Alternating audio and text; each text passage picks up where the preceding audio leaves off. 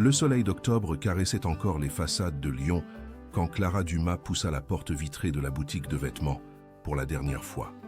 Ses cheveux châtains dansaient légèrement sous la brise automnale qui s'engouffrait dans les couloirs du centre commercial.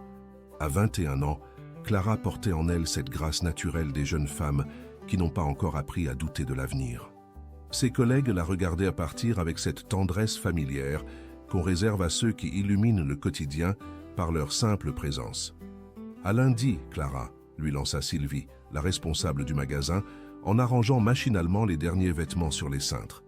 Clara se retourna, son sourire éclatant comme toujours. « Oui, à lundi, passez un bon week-end. » Ces mots résonnaient encore dans l'air quand elle disparut dans la foule des acheteurs du samedi. Personne ne pouvait imaginer qu'ils seraient les derniers que Sylvie entendrait jamais de sa voix. L'horloge du centre commercial marquait 16 heures précises. Clara avait cette ponctualité méticuleuse qui rassurait sa mère, Émilie, et qui faisait sourire son père, Bernard. « Notre petit horloger suisse », plaisantait-il souvent, bien qu'ils soient tous profondément français, enracinés dans cette belle ville de Lyon depuis 3 générations. Clara naviguait entre les boutiques avec l'aisance de quelqu'un qui connaît les lieux par cœur. Elle travaillait dans ce centre commercial depuis près d'1 an, un emploi à temps partiel qui lui permettait de financer ses études de design graphique. Chaque jour, elle traversait ces mêmes couloirs, saluait les mêmes visages, respirait cette même odeur de neuf mélangée au parfum des cosmétiques et à l'arôme du café des petits stands. Mais aujourd'hui était différent. Pas à cause d'un pressentiment ou d'un signe particulier. Non, aujourd'hui était spécial parce que était bientôt l'anniversaire de sa maman et Clara avait enfin trouvé le cadeau parfait. Elle s'arrêta devant la vitrine d'une bijouterie, ses yeux brillants d'excitation contenue. Derrière le verre, un collier délicat aux reflets dorés semblait avoir été créé spécialement pour Émilie. Clara connaissait les goûts de sa mère mieux que quiconque. Émilie Dumas était une femme discrète, élégante, sans ostentation, qui préférait les bijoux fins aux parures voyantes. En poussant la porte de la bijouterie, Clara sentit cette chaleur particulière qui l'envahissait chaque fois qu'elle préparait une surprise pour quelqu'un qu'elle aimait. Le vendeur, un homme d'âge mûr au geste précis, l'accueillit avec cette courtoisie professionnelle, teintée de bienveillance qu'on réserve aux jeunes clients, manifestement épris de leur achat. « Bonjour mademoiselle, je peux vous aider ?»« Oui, s'il vous plaît. » Ce collier en vitrine, le doré avec les petites perles, Clara pointait du doigt le bijou qu'elle avait repéré, ses joues légèrement rosies par les émotions. Elle imaginait déjà le visage de sa mère s'illuminer. Cette façon qu'avait Émilie de porter la main à son cœur quand elle était touchée. La transaction fut rapide, presque rituelle. Clara comptait soigneusement ses billets, économie de plusieurs semaines de travail. Pour elle, ce N n'était pas une dépense. Était un investissement dans le bonheur de sa mère.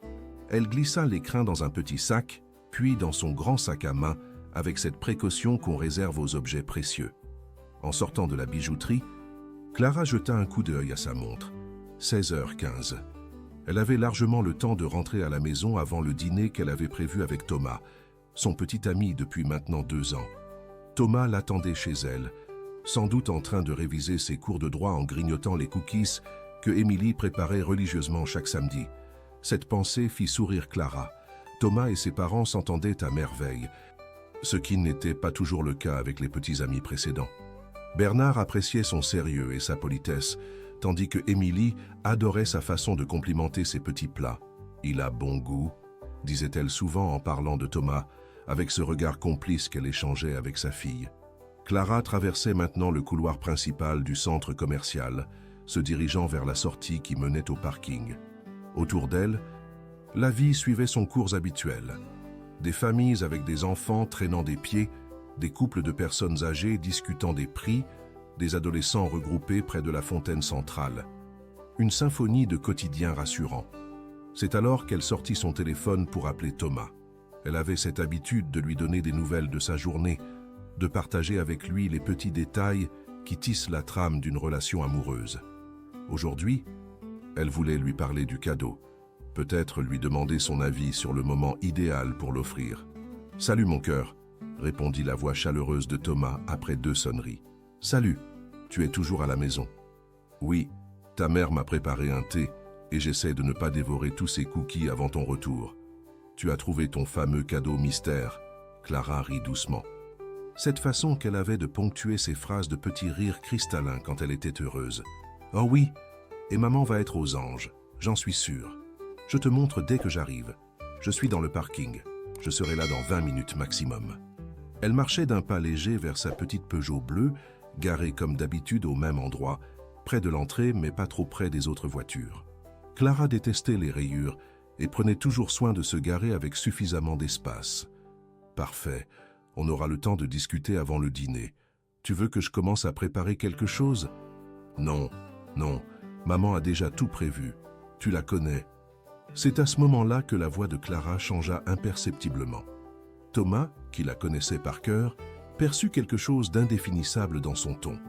Pas de la peur, pas exactement de l'inquiétude, mais quelque chose comme une hésitation. « Clara, tout va bien ?» Un silence. Puis la voix de Clara, plus distante, comme si elle s'éloignait du téléphone. « D'accord, d'accord. » Ces mots « N » étaient manifestement pas destinés à Thomas. Clara parlait à quelqu'un d'autre. Mais qui? Et pourquoi ce ton étrange, cette façon de dire « d'accord » comme si elle acceptait quelque chose contre sa volonté? Clara? Clara? Tu es là? Silence. Puis la tonalité continue de la ligne coupée. Thomas regarda son téléphone, perplexe. Ce n'était pas le genre de Clara de raccrocher brusquement, surtout au milieu d'une conversation. Il composa immédiatement son numéro. Directement sur messagerie. Il réessaya. Encore la messagerie. Une petite inquiétude commença à naître dans son estomac. Cette sensation désagréable qu'on ressent quand quelque chose ne colle pas avec nos habitudes. Thomas connaissait Clara depuis assez longtemps pour savoir qu'elle ne laissait jamais son téléphone sans batterie, qu'elle ne l'éteignait jamais, qu'elle rappelait toujours immédiatement quand une communication était interrompue. Il descendit au rez-de-chaussée où Émilie préparait le dîner, fredonnant doucement une chanson de sa jeunesse. L'odeur de son rôti au thym embaumait toute la cuisine, créant cette atmosphère de foyer chaleureux qui caractérisait la maison des Dumas. « Émilie, Clara vient d'appeler, on a été coupé et maintenant elle ne répond plus. C'est bizarre, non ?» Émilie leva les yeux de sa casserole, une ride d'inquiétude barrant son front. « Tu es sûr? Elle n'a pas l'habitude? Peut-être que sa batterie s'est déchargée d'un coup ?» Thomas hocha la tête, mais son instinct lui disait que quelque chose n'allait pas. Il avait entendu cette voix étrange, ce « d'accord, d'accord », qui ne ressemblait pas à sa Clara habituelle. Les minutes passaient. 17h, 17h15. Émilie commençait elle aussi à montrer des signes de nervosité, jetant des coups d'œil répétés vers l'horloge de la cuisine. « Elle devrait être là maintenant », murmura-t-elle, plus pour elle-même que pour Thomas. À 17h30, Bernard rentra du travail. Directeur d'une petite entreprise de construction. Il avait cette habitude de rentrer à heure fixe le samedi. Après avoir vérifié les chantiers de la semaine, son visage se renfrogna quand il vit l'expression de sa femme et de Thomas. « Qu'est-ce qui se passe? Où est Clara ?» Thomas raconta l'appel téléphonique, cette communication coupée brutalement, l'impossibilité de la rappeler. Bernard écouta attentivement, son cerveau pragmatique analysant chaque détail. Elle a peut-être eu un problème avec sa voiture, un accident léger. Dans ce cas, elle aurait pu perdre son téléphone. Mais même en formulant cette hypothèse, Bernard n'y croyait qu'à moitié. Clara était prudente au volant, très prudente même. Et puis, en cas d'accident, quelqu'un aurait déjà appelé la police, les pompiers, un témoin. 18 heures. Le rôti d'Émilie commençait à dessécher dans le four, mais personne n'y pensait plus. L'angoisse montait progressivement dans la petite maison, cette angoisse sourde qui s'installe quand nos certitudes vacillent. « Je vais au centre commercial », déclara soudain Bernard en attrapant ses clés. « J'y vais avec toi », dit Thomas.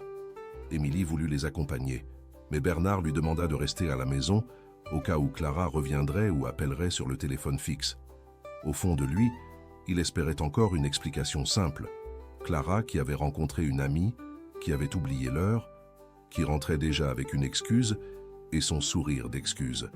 Le trajet jusqu'au centre commercial leur parut interminable. Bernard conduisait vite, mais pas trop. Thomas scrutait les trottoirs, espérant apercevoir la silhouette familière de Clara marchant tranquillement, son grand sac à l'épaule. Le parking était encore bien rempli malgré l'heure avancée. Bernard connaissait les habitudes de sa fille. Il se dirigea directement vers la zone où elle se garait habituellement. Et là, sous un lampadaire qui commençait à s'allumer dans la pénombre naissante, ils la virent. La petite Peugeot bleue de Clara, parfaitement garée, impeccable. Bernard sortit de sa voiture, le cœur battant. Il s'approcha de la Peugeot, colla son visage contre la vitre du côté conducteur. Le véhicule était fermé à clé, mais à travers le verre, il pouvait distinguer des détails qui lui serrèrent la gorge. Sur le siège passager, un petit sac de boutique. Le cadeau pour Émilie, sans aucun doute. Le sac à main de Clara n'était pas là, ses clés non plus. Thomas avait fait le tour de la voiture, examinant chaque détail. Aucun signe de lutte, aucune trace suspecte. La voiture semblait avoir été abandonnée en parfait état, comme si Clara était juste sortie pour quelques minutes et n'était jamais revenue. « Il faut appeler la police », dit Bernard d'une voix blanche. Thomas acquiesça, déjà en train de composer le numéro d'urgence. Mais au fond de lui, une certitude terrible commençait à grandir. Clara n'avait pas eu un simple problème de voiture ou de téléphone. Clara avait disparu, vraiment disparu. Et cette disparition avait commencé par ce « d'accord », prononcé d'une voix qui n'était pas tout à fait la sienne, au milieu d'un appel téléphonique banal, par un samedi après-midi ordinaire d'octobre, dans un centre commercial de Lyon où personne n'avait rien vu, rien entendu. La nuit tombait sur la ville, et avec elle s'installait une angoisse qui allait transformer à jamais la vie de la famille Dumas. Dans quelques heures, le nom de Clara serait sur toutes les lèvres, son visage sur tous les écrans, son absence dans tous les cœurs. Mais pour l'instant, il n'y avait que deux hommes perdus dans un parking, regardant une voiture vide comme on regarde un mystère qu'on n'est pas sûr de vouloir résoudre. L'inspecteur Marie Dubois arriva sur les lieux vers 21h, accompagné de son collègue, l'inspecteur Laurent Moreau. Elle avait cette façon méthodique d'aborder chaque enquête, cette patience qui naît de 15 années passées à démêler les fils emmêlés des disparitions et des incidents inexpliqués. À 42 ans, Marie avait appris que les premières heures d'une disparition sont cruciales, mais aussi trompeuses. Tout peut basculer dans un sens ou dans l'autre. Bernard et Thomas l'attendaient près de la voiture de Clara, leur angoisse palpable dans l'air frais d'octobre. Émilie était finalement venue les rejoindre, incapable de rester seule à la maison avec ses pensées qui tournaient en boucle. Elle serrait contre elle une photo récente de Clara, prise quelques semaines plus tôt lors d'un déjeuner familial. Sur le cliché, Clara riait aux éclats, ses yeux pétillants de cette joie de vivre qui la caractérisait. « Monsieur Dumas, je suis l'inspecteur Dubois. Pouvez-vous me raconter exactement ce qui s'est passé ?» Bernard reprit le récit depuis le début. L'appel de Clara à Thomas, cette communication coupée brutalement, l'impossibilité de la rappeler, la découverte de sa voiture abandonnée mais intacte. Sa voix tremblait légèrement quand il évoquait le cadeau resté sur le siège passager, ce collier qu'Émilie ne pourrait jamais porter sans penser à ce jour terrible. L'inspecteur Dubois prenait des notes détaillées, posant des questions précises sur les habitudes de Clara, ses relations, son état d'esprit récent.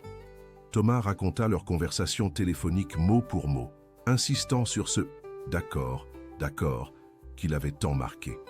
Elle parlait à quelqu'un d'autre.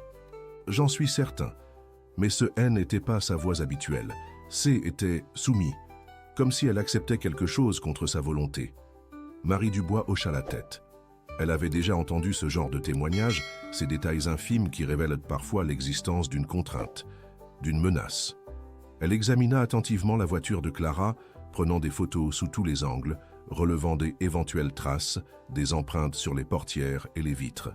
« Nous allons faire venir, équipe technique pour un examen complet », annonça-t-elle. « En attendant, j'ai besoin que vous me donniez une liste de toutes les personnes que Clara connaît, ses amis, ses collègues, ses professeurs, même les connaissances les plus lointaines. » Les heures qui suivirent furent un cauchemar organisé. La police scientifique investit le parking, délimitant un périmètre de sécurité autour de la Peugeot bleue. Des projecteurs furent installés, transformant la zone en théâtre d'opération. Des témoins potentiels furent interrogés, employés du centre commercial, agents de sécurité, clients qui se trouvaient dans les parages en fin d'après-midi. Mais personne n'avait rien vu, ou plutôt, personne ne se souvenait avoir vu quelque chose d'anormal. Dans un lieu aussi fréquenté qu'un centre commercial, l'anonymat est total. Les gens passent, achètent, repartent, sans prêter attention à ce qui les entoure. Émilie ne quittait pas des yeux les techniciens qui s'affairaient autour de la voiture de sa fille. Chaque geste, chaque prélèvement lui faisait mal au cœur. Cette voiture qui représentait l'indépendance de Clara, ses premiers pas vers l'âge adulte, était maintenant une pièce à conviction dans une enquête qui prenait des allures de cauchemar. « Madame Dumas », lui dit doucement l'inspecteur Dubois, « je sais que c'est difficile, mais j'aurais besoin que vous me parliez de l'état d'esprit de Clara ces derniers temps. Avait-elle l'air préoccupée? Inquiète? Avait-elle mentionné des problèmes particuliers ?» Émilie réfléchit longuement avant de répondre. Elle revoyait les dernières semaines, les derniers échanges avec sa fille. Clara était-elle différente? Y avait-il eu des signes qu'elle avait ignorés? Non, pas vraiment. Enfin, maintenant que vous me le demandez, il y a peut-être eu quelque chose. Il y a une quinzaine de jours, elle m'a dit qu'elle avait l'impression d'être suivie. Mais sur le moment, j'ai pensé que C était son imagination. Vous savez comment sont les jeunes filles. Parfois, elles se font des idées. L'inspecteur Dubois redressa la tête, soudain plus attentive. Elle vous a dit être suivie? A-t-elle donné des détails? Décrit une personne? Non, C était très vague. Elle a juste dit que parfois, en sortant de son travail ou de l'université, elle avait la sensation qu'on l'observait. Mais elle ne voulait pas qu'on en fasse tout un plat. « Maman, ne t'inquiète pas, c'est sûrement rien, voilà ce qu'elle m'a dit. » Ces mots résonnèrent dans l'air frais comme une cloche d'alarme. Thomas confirma qu'il avait lui aussi remarqué quelque chose, sans y attacher d'importance sur le moment. Maintenant que Madame Dumas en parle, c'est vrai que Clara avait parfois des réflexes, je ne sais pas comment dire. Elle regardait derrière elle plus souvent qu'avant. Elle vérifiait que sa porte était bien fermée à clé. Des petites choses, quoi. On s'habitue vite à ces manies. On n'y fait plus attention. L'enquête prenait une nouvelle direction. Si Clara avait réellement été suivie, cela changeait complètement la perspective de sa disparition. Il ne s'agissait plus d'un départ volontaire ou d'un accident, mais potentiellement d'un enlèvement prémédité. Au petit matin, la famille Dumas rentra chez elle, épuisée et rongée par l'angoisse. La police avait promis de mettre tous les moyens en œuvre pour retrouver Clara rapidement.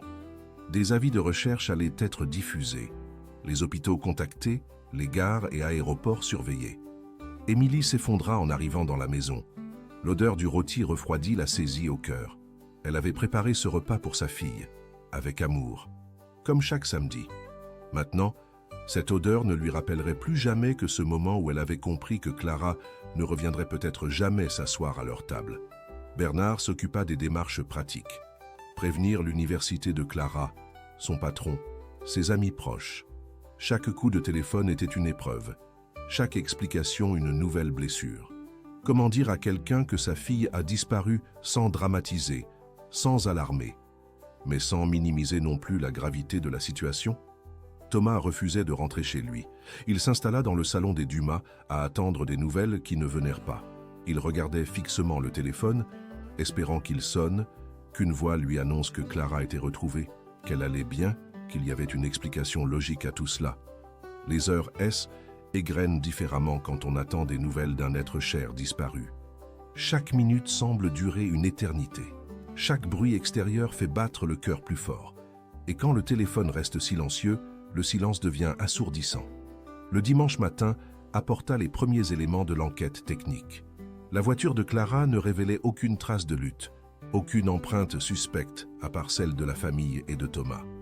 Les caméras de surveillance du parking étaient en nombre insuffisant et ne couvraient pas la zone où était garée la Peugeot bleue. Cependant, l'inspecteur Dubois avait demandé à visionner l'ensemble des enregistrements du centre commercial de la journée du samedi. C'était un travail fastidieux, mais nécessaire. Quelque part dans ces heures d'images granuleuses se cachait peut-être la clé du mystère. C'est l'inspecteur Moreau qui fit la première découverte significative. En visionnant les images de la galerie commerciale, il remarqua un détail troublant. Un homme apparaissait sur plusieurs caméras, à des moments différents, mais toujours dans le même périmètre que Clara. Il ne semblait pas faire d'achat, ne s'arrêter dans aucun magasin. Il observait. « Marie, viens voir ça », appela-t-il sa collègue. Sur l'écran, on voyait Clara sortir de la bijouterie où elle avait acheté le cadeau pour sa mère. À l'arrière-plan, près d'un pilier, un homme d'apparence banale la regardait. taille moyenne, vêtements sombres, casquette. Rien de remarquable, si ce n'est qu'il semblait exclusivement concentré sur Clara. Quelques minutes plus tard, sur une autre caméra, le même homme apparaissait près de la sortie vers le parking. Clara N n'était pas encore dans le champ, mais l'homme était là, attendant. Il la surveillait, murmura Marie Dubois. C'est exactement ce que soupçonnait sa mère. Quelqu'un la suivait depuis un moment. Cette découverte galvanisa l'équipe d'enquête. Des portraits robots furent élaborés à partir des images, même si la qualité des enregistrements ne permettait pas d'obtenir des détails très précis. L'homme était de corpulence moyenne, portait une casquette foncée et une veste sombre. Ses traits restaient flous, mais sa posture, sa façon de se tenir, pouvait peut-être parler à quelqu'un. Pendant ce temps, la nouvelle de la disparition de Clara commençait à se répandre dans Lyon.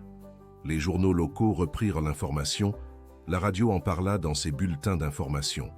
Le visage de Clara, si lumineux sur les photos, commença à s'afficher sur les murs de la ville.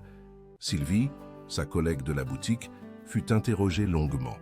Elle confirma que Clara n'avait rien montré d'inhabituel ce jour-là, qu'elle était même plus joyeuse que d'ordinaire à cause du cadeau qu'elle allait offrir à sa mère. Mais Sylvie se souvenait maintenant de certains détails qu'elle n'avait pas remarqués sur le moment. Il y a quelques semaines, Clara m'avait demandé si j'avais vu un homme traîner devant le magasin.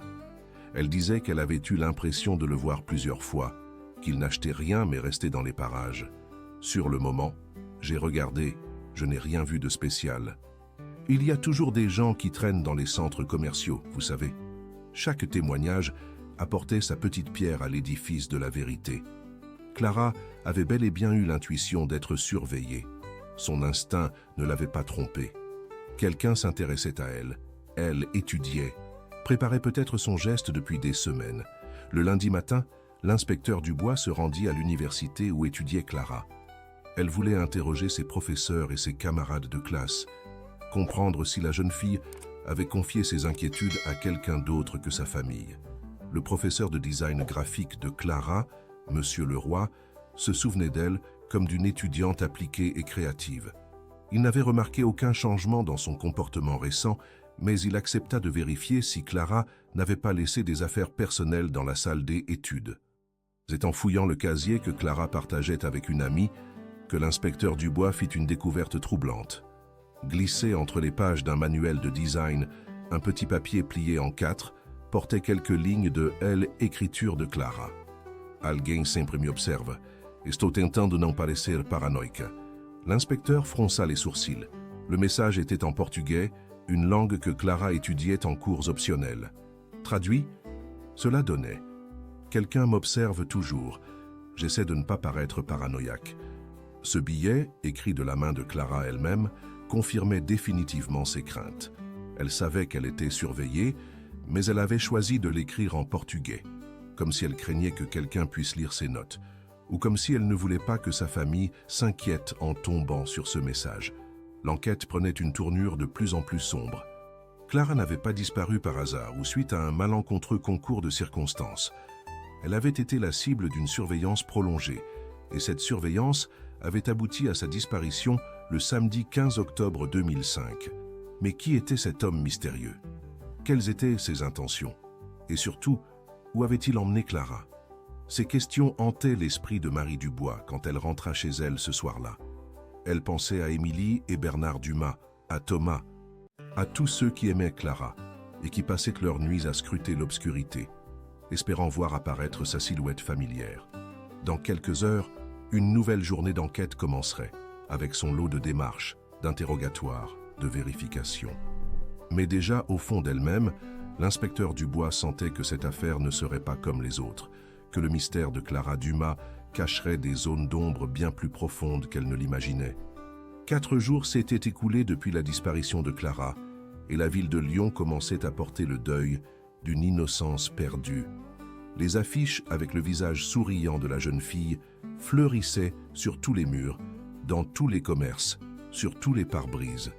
Son regard pétillant interpellait chaque passant, comme un appel au secours silencieux qui traversait l'indifférence urbaine. L'inspecteur Dubois dirigeait désormais une équipe de 8 personnes entièrement dédiées à l'affaire Dumas.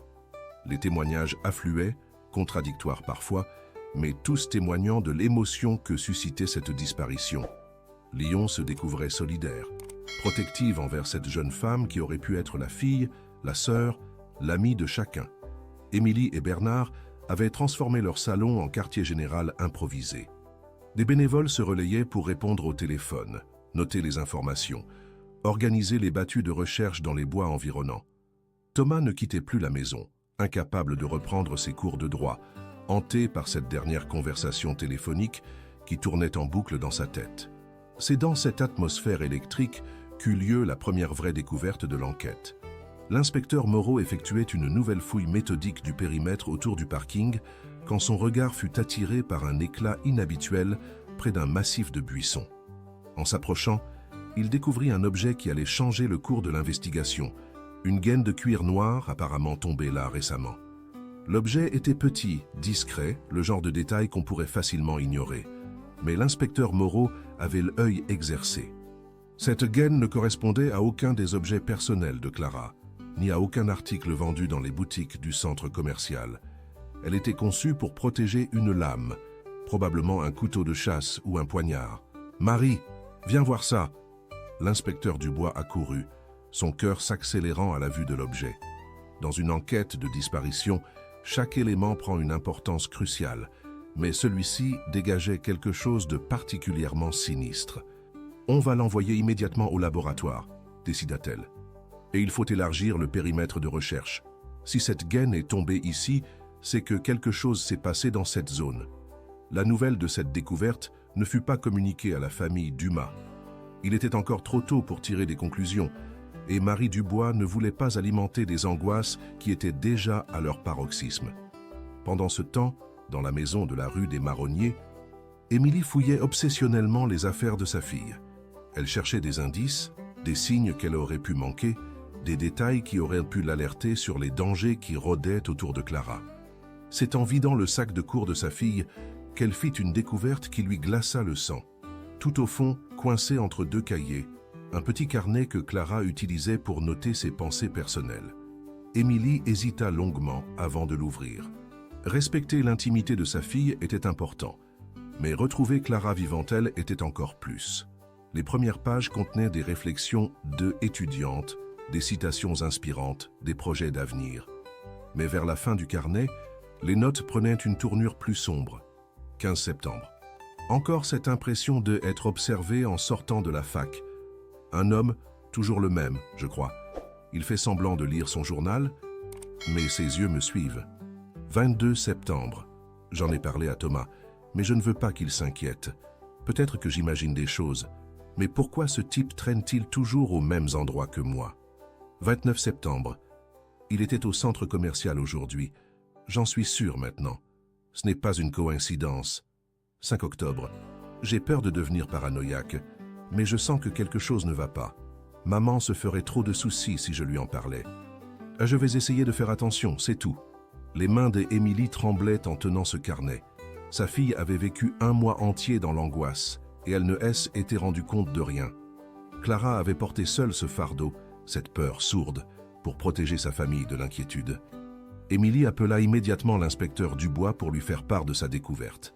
Ces notes confirmaient non seulement les soupçons, mais elles apportaient une chronologie précise de la surveillance dont Clara avait été victime. « Madame Dumas, ces informations sont précieuses », la rassura Marie Dubois.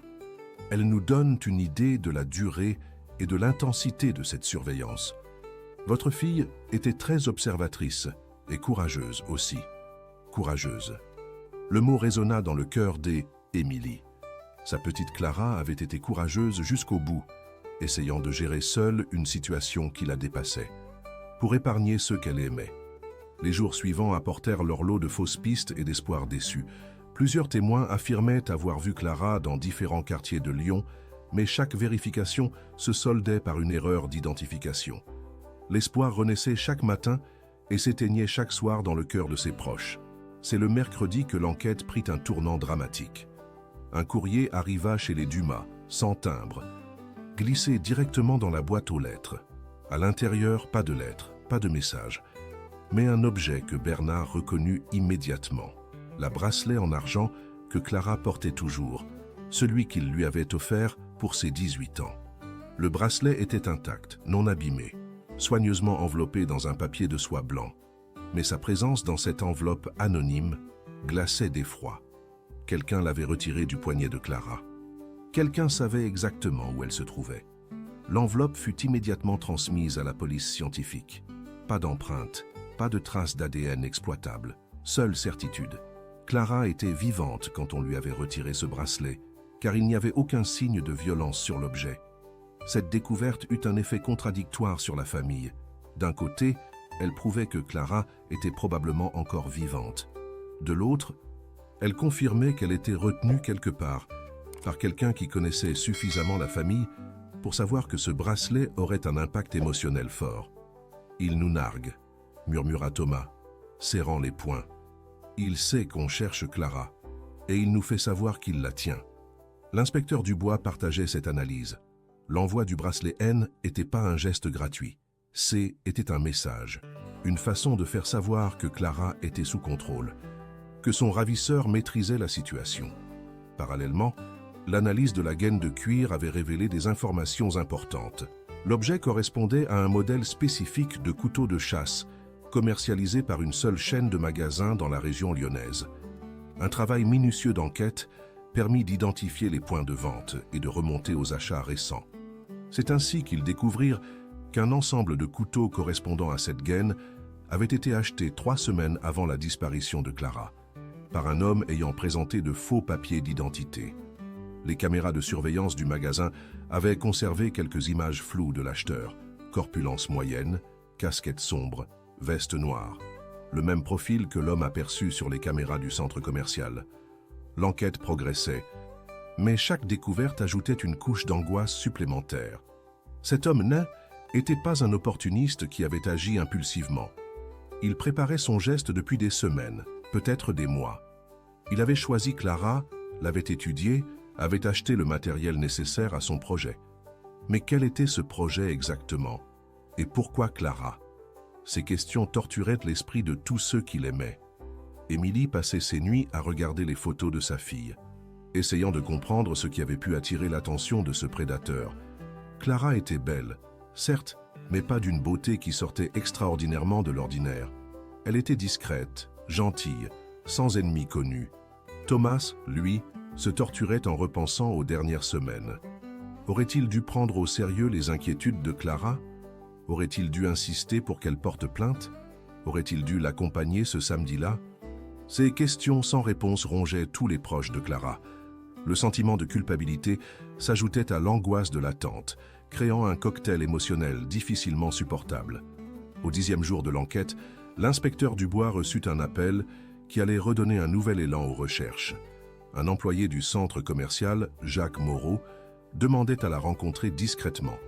Il affirmait avoir des informations importantes sur la disparition de Clara, mais il ne voulait pas en parler au téléphone. Ils se retrouvèrent dans un café discret du centre-ville. Jacques était un homme de 50 ans, responsable de la maintenance technique du centre commercial.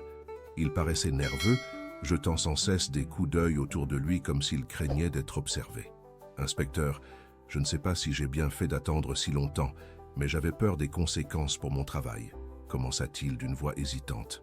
« De quoi s'agit-il, monsieur Moreau ?»« C'est à propos des caméras de surveillance. Officiellement, on vous a dit qu'elles ne couvraient pas la zone où était garée la voiture de la petite, mais ce n'est pas exactement vrai. » Marie Dubois sentit son pouls accélérer. « Expliquez-vous. Il y a une caméra mobile qu'on utilise pour surveiller les zones sensibles quand il y a des problèmes. Cette caméra-là, elle était dirigée vers le parking ce jour-là, à cause d'une série de vols de voitures qu'on avait eus la semaine précédente, et qu'on montrait les enregistrements de cette caméra. » Jacques baissa la voix, regardant encore autour de lui. « C'est ça le problème. Les enregistrements ont disparu. Le lendemain de la disparition de la petite, quelqu'un est venu pendant la nuit et a effacé toutes les données de cette caméra spécifiquement, pas les autres, juste celle-là. » Cette révélation bouleversait complètement l'enquête. Non seulement Clara avait été enlevée, mais quelqu'un avait ensuite effacé les preuves de cet enlèvement. Quelqu'un qui avait accès au centre commercial la nuit, qui connaissait le système de surveillance, qui savait exactement quoi effacer. « Pourquoi ne nous avez-vous pas dit cela plus tôt ?» demanda Marie Dubois, contrôlant sa colère. « Parce que la personne qui a effacé ces données, c'est mon chef direct, Alain Mercier, le responsable de la sécurité. Et le lendemain, il m'a fait comprendre que si je parlais de cette histoire, je perdrais mon travail. J'ai une famille à nourrir, inspecteur. Je ne pouvais pas me permettre de... » Sa voix se brisa. La culpabilité et la peur se mélangeaient sur son visage fatigué.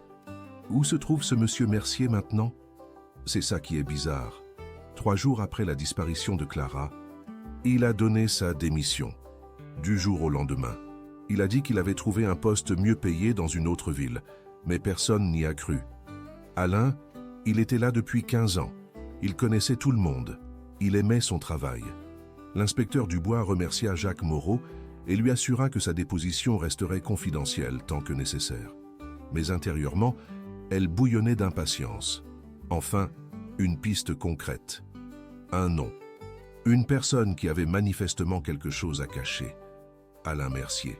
Ce nom allait occuper toutes ses pensées dans les heures qui suivaient. Qui était cet homme? Où était-il maintenant? Et surtout, quel rôle avait-il joué dans la disparition de Clara? Les recherches concernant Alain Mercier commencèrent immédiatement. 52 ans, divorcé, sans enfant. Casier judiciaire vierge, employé modèle selon ses anciens collègues. Rien dans son profil ne laissait présager qu'il puisse être impliqué dans une affaire criminelle. Mais son départ précipité juste après la disparition de Clara, et surtout l'effacement des enregistrements de surveillance, en faisait désormais le suspect numéro 1. Il fallait le retrouver, rapidement, car quelque part, dans un lieu connu de lui seul, Clara attendait peut-être qu'on vienne la secourir, et chaque heure qui passait rendait cette perspective plus incertaine. Le temps jouait contre eux, contre elle, contre l'espoir qui s'amenuisait jour après jour dans le cœur de tous ceux qui l'aimaient. 3 mois étaient écoulés depuis ce samedi maudit d'octobre. L'hiver avait posé son manteau gris sur Lyon, et avec lui s'installait cette mélancolie sourde qui accompagne les enquêtes qui s'enlisent. Le visage de Clara continuait de sourire depuis les affiches jaunies par les intempéries, mais son absence pesait désormais comme une évidence douloureuse dans le cœur de la ville. L'inspecteur Dubois n'abandonnait pas. Malgré les autres dossiers qui s'accumulaient sur son bureau, malgré la pression de sa hiérarchie qui commençait à s'impatienter, elle consacrait encore une grande partie de son temps à l'affaire Dumas. Elle sentait que la solution était proche, que tous les éléments étaient là, éparpillés comme les pièces d'un puzzle qu'il fallait juste assembler dans le bon ordre. Alain Mercier restait introuvable. Il avait quitté Lyon sans laisser d'adresse, vidé son compte en banque, coupé tous les ponts avec son ancienne vie. Cette fuite organisée ne faisait que renforcer les soupçons. Un homme innocent ne disparaît pas ainsi du jour au lendemain. C'est un matin de février que l'enquête rebondit de façon spectaculaire. Un agriculteur de Villefranche-sur-Saône, Claude Bertrand, contacta la police pour signaler une découverte étrange sur ses terres. En inspectant un chemin vicinal peu fréquenté, il avait trouvé une vieille Renault abandonnée, partiellement cachée par la végétation. La voiture était là depuis des mois, selon toute apparence. Rouillée, les pneus à plat, elle semblait avoir été laissée là en toute hâte. Mais ce qui intrigua Claude Bertrand, c'est un papier qu'il découvrit coincé sous l'essuie-glace arrière, protégé de la pluie par un repli de la carrosserie. L'inspecteur Dubois se rendit immédiatement sur place avec son équipe technique. La voiture fut examinée sous toutes les coutures. Dans le coffre, ils découvrirent des traces de terre récentes, comme si quelqu'un avait transporté des objets terreux. Mais c'est le papier trouvé par l'agriculteur qui retint toute son attention. Malgré l'humidité et le temps, on pouvait encore distinguer quelques mots écrits à la main, d'une écriture qu'elle reconnut immédiatement, celle de Clara. « Je n'ai pas eu le choix. Il m'a suivi pendant des semaines. Le reste du message était illisible, délavé par la pluie et le temps. Mais ces quelques mots étaient un cri d'espoir qui traversait les mois. Clara avait trouvé le moyen de laisser un message, une trace de son passage. Elle était vivante quand elle avait écrit ces mots. Et elle avait tenté de communiquer. L'analyse de l'écriture confirma qu'il s'agissait bien de la main de Clara. L'expertise du papier révéla qu'il datait d'environ 4 mois, ce qui correspondait parfaitement avec la chronologie de sa disparition. Cette découverte redonna espoir à toute l'équipe d'enquête. Clara avait résisté, elle avait essayé de laisser des indices. Quelque part, dans un endroit que connaissait son ravisseur, elle continuait peut-être à lutter. L'inspecteur Dubois décida d'approfondir ses recherches sur Alain Mercier. Elle étudia son passé, ses relations, ses habitudes. C'est en interrogeant ses anciens voisins qu'elle apprit qu'il possédait une maison secondaire dans une région isolée du Beaujolais, héritage de ses parents décédés quelques années plus tôt. Cette information fut vérifiée immédiatement. La maison existait bien, perdue au milieu des vignes, accessible par un chemin de terre qui serpentait à travers la campagne. L'endroit idéal pour retenir quelqu'un, loin des regards indiscrets. Une opération d'intervention fut organisée dans le plus grand secret. Marie Dubois ne voulait prendre aucun risque. Si Clara était retenue dans cette maison, il fallait agir avec la plus grande prudence pour ne pas mettre sa vie en danger. Le matin du 15 février 2006, exactement 4 mois après la disparition de Clara, une équipe de gendarmerie encercla discrètement la propriété d'Alain Mercier. La maison semblait abandonnée, volets fermés, aucun signe de vie apparent.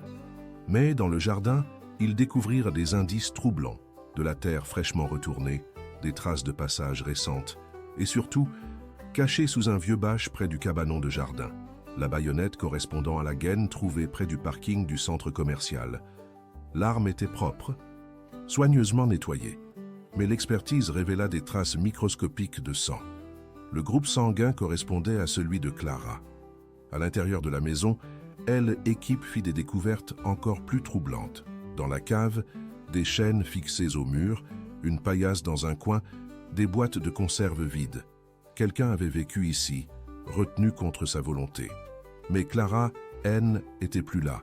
Ni elle, ni Alain Mercier. L'analyse de la scène révéla que la maison avait été abandonnée récemment, peut-être quelques semaines plus tôt. Comme si quelqu'un avait eu vent de l'enquête et avait décidé de déplacer sa prisonnière. L'espoir et l'angoisse se mélangeaient dans le cœur de Marie Dubois. D'un côté, ils avaient enfin la preuve que Clara avait été retenue ici, qu'elle était probablement encore vivante il y a peu. De l'autre, ils arrivaient trop tard, et Clara avait de nouveau disparu. Où Alain Mercier l'avait-il emmenée? Avait-il d'autres refuges, d'autres complices? Les recherches s'intensifièrent. Tous les contacts d'Alain Mercier furent passés au crible. Sa vie fut décortiquée année par année.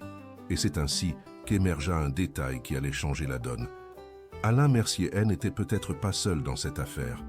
Ses relevés téléphoniques des semaines précédant la disparition de Clara révélaient des communications répétées avec un numéro appartenant à un certain Denis Collin, ancien détenu libéré 6 mois plus tôt après avoir purgé une peine pour agression.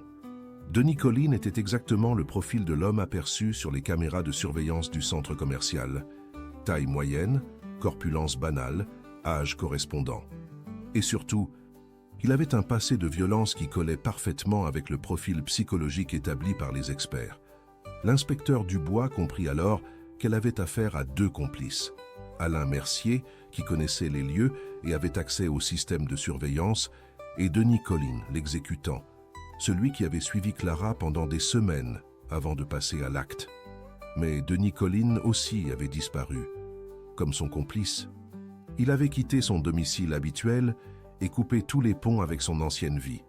L'enquête piétinait de nouveau. 2 suspects identifiés, mais introuvables. Une victime probablement vivante, mais invisible.